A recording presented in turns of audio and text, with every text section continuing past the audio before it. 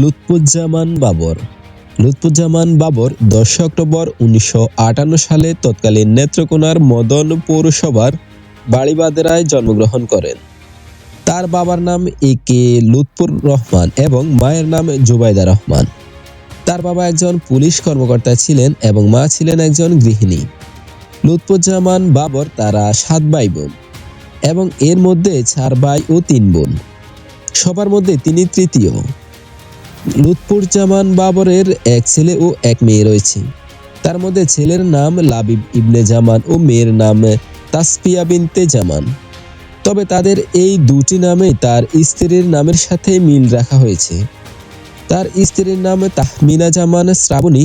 তিনি 2018 সালের একাদশ জাতীয় সংসদ নির্বাচনে বাংলাদেশ জাতীয়তাবাদী দলের প্রার্থী ছিলেন। লুৎফুজ্জামান বাবর 1991 সালে পঞ্চম জাতীয় সংসদ নির্বাচনে স্বতন্ত্র প্রার্থী হিসেবে আনারস প্রতীক নিয়ে নেত্রকোনা 4 আসন থেকে সংসদের সদস্য নির্বাচিত হন। এরপর 15 ফেব্রুয়ারি 1996 সালের 6ষ্ঠ ও 2001 সালের 8ম জাতীয় সংসদ নির্বাচনে বাংলাদেশ জাতীয়তাবাদী দলের প্রার্থী হিসেবে নেত্রকোনা 4 আসন থেকে সংসদের সদস্য নির্বাচিত হন। 8ম সংসদে তিনি স্বরাষ্ট্র প্রতিমন্ত্রী হিসেবে দায়িত্ব পালন করেন।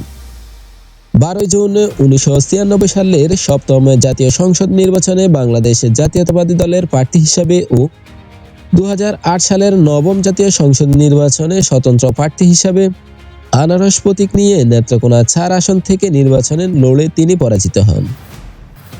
লুৎফুজ্জামান বাবর 1980-র দশকে ঢাকা বিমানবন্দর কেন্দ্রিক ব্যবসা শুরু করেন বলে অভিযোগ রয়েছে।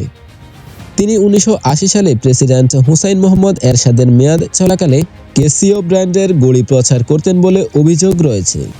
তার ঘনিষ্ঠদের দাবি তিনি কখনোই বিমানবন্দর কেন্দ্রিক ব্যবসার সঙ্গে জড়িত ছিলেন না। 21 অক্টোবর 2004 সালে গ্রেনেড হামলা মামলায় 18 মার্চ 2012 সালে তারেক রহমান ও লুৎফুজ্জামান বাবর সহ নতুন তালিকাভুক্ত 30 আসামির নাম যুক্ত করা হয়। 1 অক্টোবর 2018 সালে এই মামলায় তাকে মৃত্যুদণ্ড দেওয়া হয়। 2024 সালের 1 ডিসেম্বর তিনি এই মামলায় হাইকোর্ট থেকে খালাস পান।